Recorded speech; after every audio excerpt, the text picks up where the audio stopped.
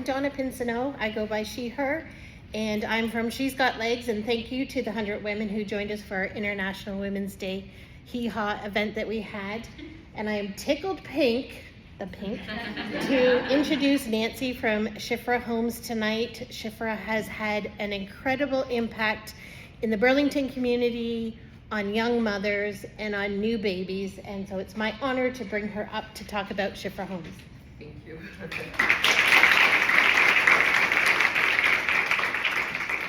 Thank you so much. I'd like to share my story with you. So I was a very successful business owner who owned and operated a nursing agency for over 25 years and happened to receive a great offer, sold my business, and kind of semi-retired. During that time off, I was looking for a charity. I wanted to make a difference, and I figured a charity wouldn't be able to afford someone like me. And in my mind, it was going in maybe once a week and helping them with business, with fundraising, with HR, with policies, whatever they needed. And somehow I was introduced to the founder of Shifra, and Shifra was on the verge of closing for the second time. It really touched my heart. I did not see myself there long term, but I felt it was really important to save this amazing charity. So I took it on with a mission of saving the home, rebranding it obviously, filling up the home, getting the money, hiring someone, and then staying on the board possibly, and then still coming in maybe one day a week. Well, that was 13 years ago. And I hate to tell you this, I work more now than I did when I was a business owner. And I'm very proud that my path led me to where I am, because I cannot even imagine what the stories of these young women would be had there been no Shifra. And when I first started, there was 9 other homes in southwestern Ontario. I'm the only home standing. Last year, we received 229 requests for admission. This year, right now, we're already at 79. I started with 1 home, 5 beds. 2 years ago, opened up the second home, added 5 more beds. Last year, opened up a third home with 7 beds. I have 17 beds, and I'm continuously full. This morning, I got an email from a young woman that's on the waiting list asking if she could even sleep on the sofa. It is heartbreaking what is out there. These women are coming from such dire circumstances, from such trauma, from such devastation, that as a mother, as a woman, I can't even imagine, number one, how they've survived and how they're still able to be positive in the things that they've had to experience. So these children and these young women come from broken families, wards of children's aid, divorced parents, I hate to say it, human trafficking, abuse, domestic violence, you name it, we see it and we experience it every single day with them. The homes are actual homes. They're not like institutions. These women are treated like my little princesses. I'm proud to say I don't have any daughters. I have 2 sons. And the joke at my house was that I would never be the mother with my own daughter in the delivery room. I was the mother with my first girl in the delivery room, cut the baby's umbilical cord, and she's going to be 13 in September this year.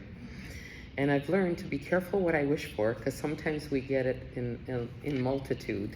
I've had hundreds of women.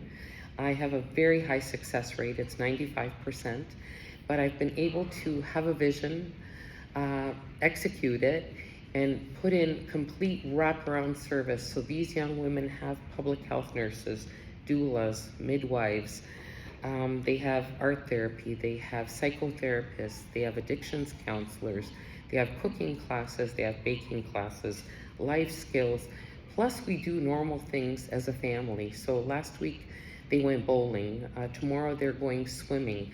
What we're trying to do is give this young woman and mom an opportunity to experience all the things that she's never had the opportunity to experience.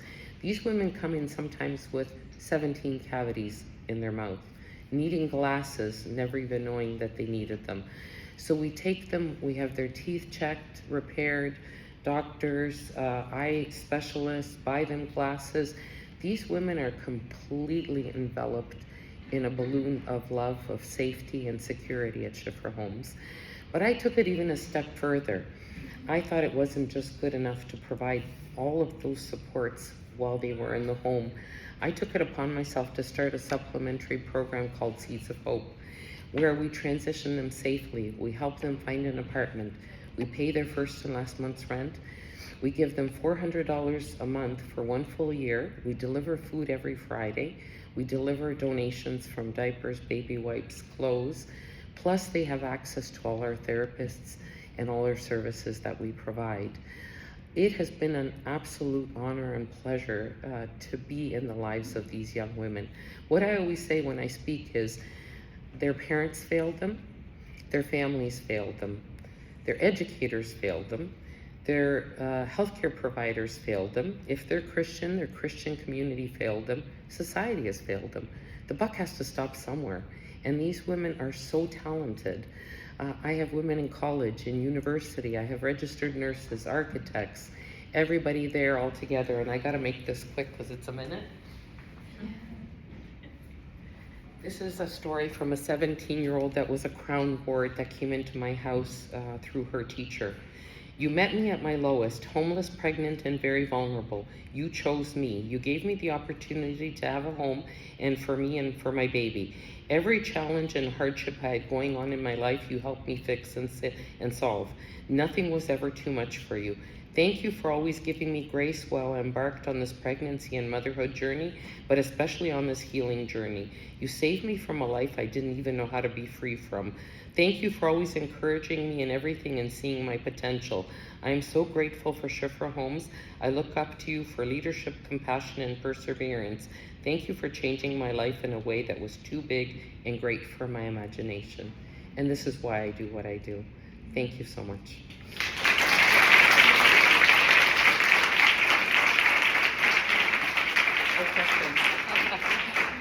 Sorry, I just remember the 1 minute, so I was running. Yeah. My first question is, how are you using the funds? How I'm using the funds is to pay for the food. So we can provide all the food for all the homes, plus for the moms that have transitioned. So we're feeding over 100 mothers and babies every single year. And the money would be used for the food. Our food costs as of 2024, and that was with the third house only being open half a year, we're around 110,000. Yes. You mentioned 95% success rate. Yes.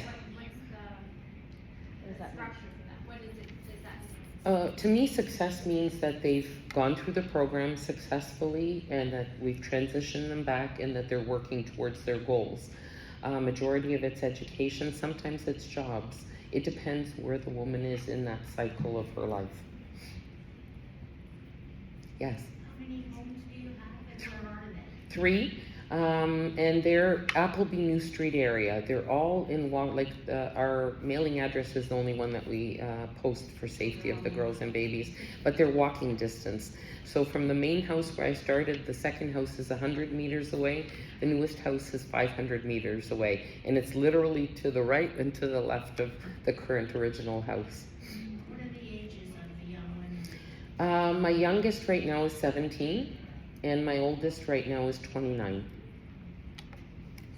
Is there an age restriction? You know what, the original Shifra did. I don't have that age restriction. I think if a woman is in need, and I've never actually been impacted like I was this last year. I had a woman and she was the 29-year-old.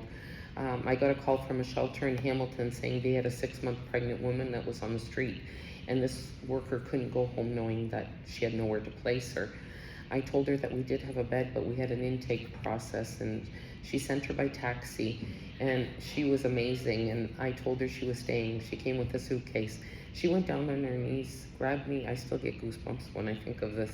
Grabbed me around my thighs and started crying. I held it together, but when I drove home, I cried all the way home. We take a lot of things for granted of what it's like to be in that situation. And we have to remember that children are the creators of our future. And these moms only know what they've lived. So if they've lived in trauma, abuse, neglect, all these things, that's all they know. And it's up to us to teach them different, to show them different, and to help them dream so that they can achieve. This young mom is in college. She not only was very successful, she graduated with honors at her homes, transitioned out in October, got her driver's license, saved enough money, purchased a used car, started Mohawk College in January. So these are success stories for me. Any other questions, comments? Yeah, how are you generally funded otherwise? Zero. I have to beg. Our budget right now, it's about $400,000 per house. I have to beg and apply for grants, and you know what? I'm the voice of these young women, and there's a lot of bias and stigma. Actually, I left the office today crying because the region has a homelessness stream that we've been a part of, and we receive $50,000 a year from them, and they just upped it when I opened the third house, and they had to disclose how much they paid, and we're one of 3 shelters in Halton, and let me tell you, we were the lowest amount. There were shelters and other organizations that aren't even shelters that are receiving up to $400,000. So there's definitely a big bias and discrimination, and that's what I have to fight every single day.